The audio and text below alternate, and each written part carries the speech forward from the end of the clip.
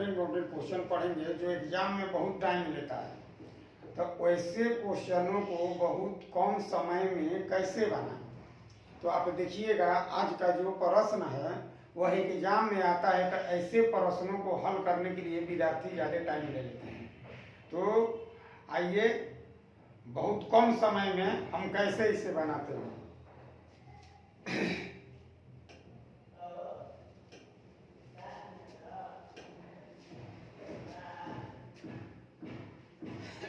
देखिए पहला क्वेश्चन है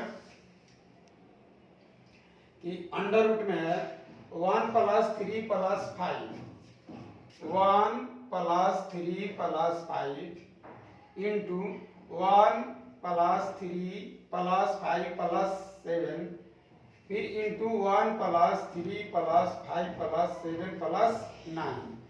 मतलब ये जो संख्या दिया हुआ है ये क्या दिया हुआ है, ये संख्या सब विषम संख्या है। अब विषम संख्या को जोड़ना है, आप इसे जल्दी कैसे बना लेंगे। तो देखिए यदि आप एग्जाम में ऐसे बनाते हैं कि 5 × 3 = 8 × 1 = 9 गुना 3 × 4 = 5 = 9 और 7 = 16 और गुना 4 × 5 = 9 और 9 = 18 और 7 = 25। और इसके बाद हम वर्गमूल निकाल लेंगे। तो 9 के वर्गमूल 3, 16 के वर्गमूल 4 और 25 के वर्गमूल 5। 3 3 4 5 तो 4 × 12 12 × 5 = 60। तो मेरा आंसर क्या आ गया, 60 आ गया। तो यही इस क्वेश्चन का आंसर होगा। आप ऐसे बना सकते हैं, लेकिन जब बड़ा बड़ा नंबर दे दिया जाए विषम संख्या का, जैसे 1 से लेके 50 तक विषम संख्या का योग दे दिया जाए, 1 से लेके 30 तक दे दिया जाए, 1 से लेके 100 तक दे दिया जाए, तो इस मेथड से आपको टाइम लग जाएगा। तो इसे देखिए संक्षेप में हम कैसे जल्दी बना लेते हैं कि जब मैं दूसरा तरीका से इसको उतार लीजिए।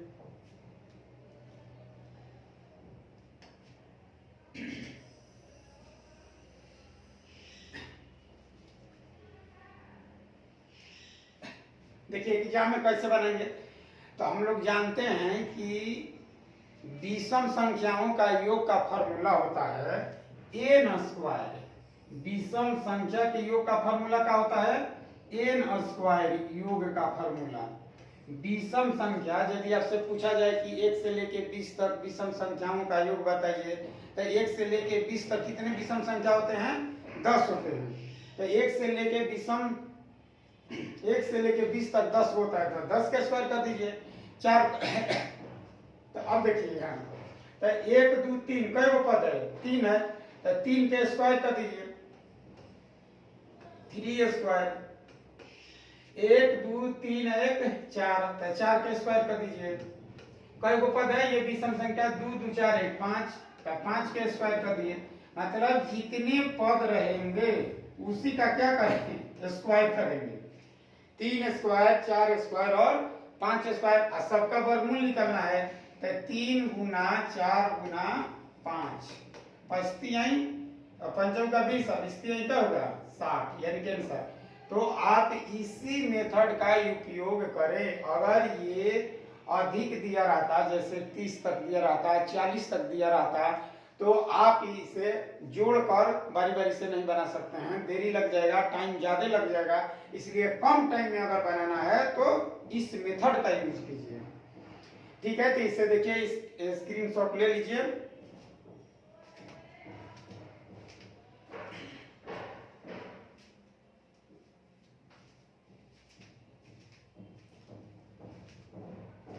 अब नेक्स्ट क्वेश्चन लेते हैं। नेक्स्ट देखिए अगला क्वेश्चन,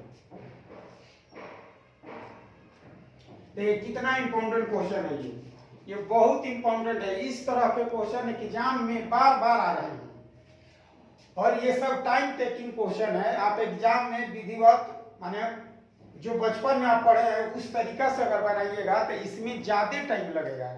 तो इस कौन टाइम में कैसे बने, एग्जाम में सिर्फ टाइम का खेला है। अगर आप टाइम जितना ही कम लीजिएगा सफलता अवश्य मिलेगी। तो देखिए इस क्वेश्चन को हम कैसे बनाएंगे। अगर आप चाहते हैं कि हम इसे गुना करके 77 से भाग दें तब बनाएंगे तो आपको टाइम ज्यादा लग जाएगा गुना करके और बनाने में। तो इस तरह का जो भाग दिया जाता है तो कैसे देंगे भाग, देखिए यहाँ 7 बटा में क्या होगा 77 और गुना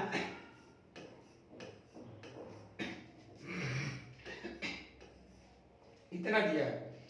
आप पहले इसको कटा लीजिए, कई बार में कट जाएगा 11 बार में, और 11 से इसमें भाग देंगे।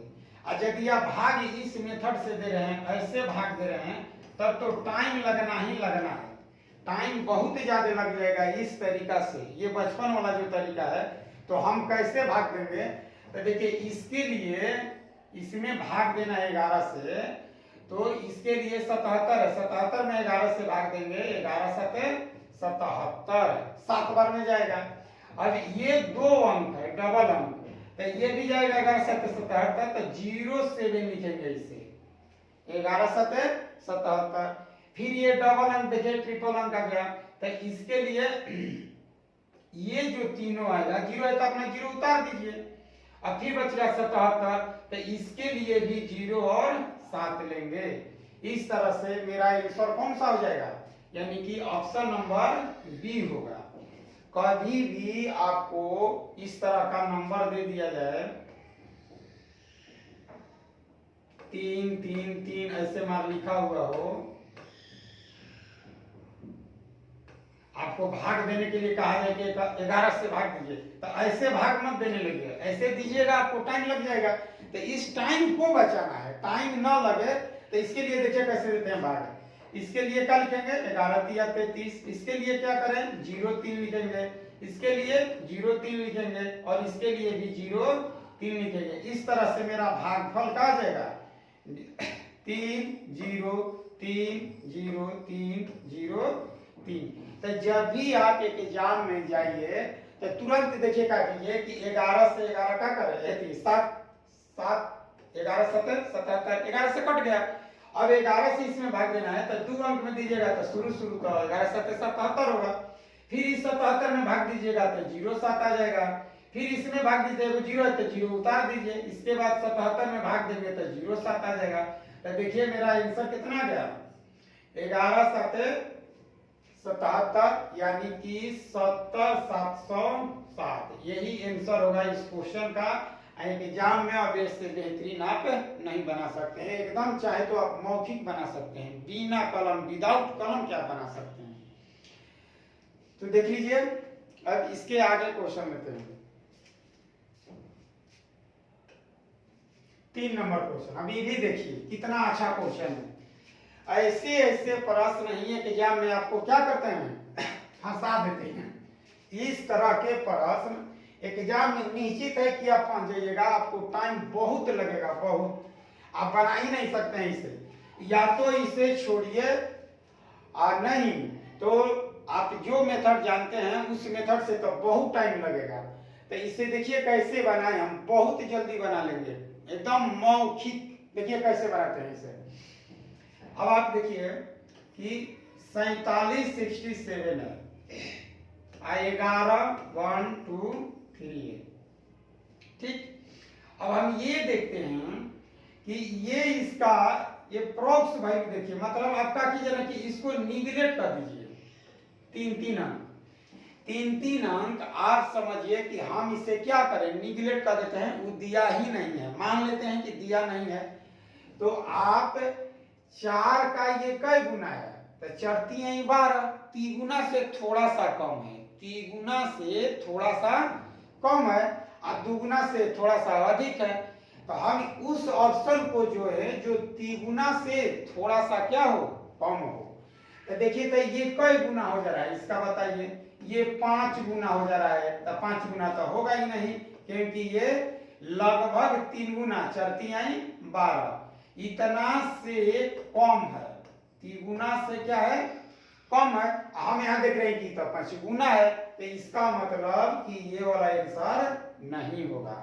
अब ये देखिए ये क्या है 3 चौका 12, माने थोड़ा सा ये ज्यादा ही हो जा रहा है, 3 गुना से थोड़ा सा क्या होगा ज्यादा। तो ये भी आंसर नहीं होगा। अब ये देखिए ये कई गुना है, तो तितली का 9 3 गुना से क्या है कम है, ये 3 गुना से कम, इतना गुना से कम है। और ये तक कहवे मत कीजिए, ये कितना हो गया 3 9, तो ये भी आंसर नहीं होगा। यानी कि ये तीनों ये दोनों और ये वाला आंसर नहीं होगा। तो आंसर क्या होगा 3:7। तो इस प्रश्न का अगर न्यूनतम पद में व्यक्त करना है आपको, ऐसे रूप में व्यक्त करना है जिसमें न्यूनतम पद का मतलब होता है जिसमें कोई फैक्टर ना हो।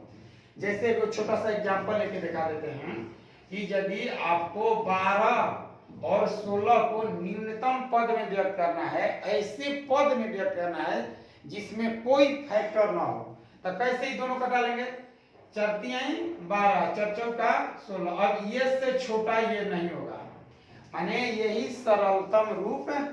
12 और 16 का सरलतम रूप क्या है 3:4, यानी कि कॉमन हटा देंगे। तो देखिए ऐसे प्रश्न के एग्जाम में यदि आप लगिएगा कटाने विभाज्यता के नियम देखने लगेगा तो बहुत टाइम लग जाएगा, इसलिए इस मेथड को अपनाइए। ठीक, अब आगे लेते हैं क्वेश्चन 4 नंबर क्वेश्चन। देखिए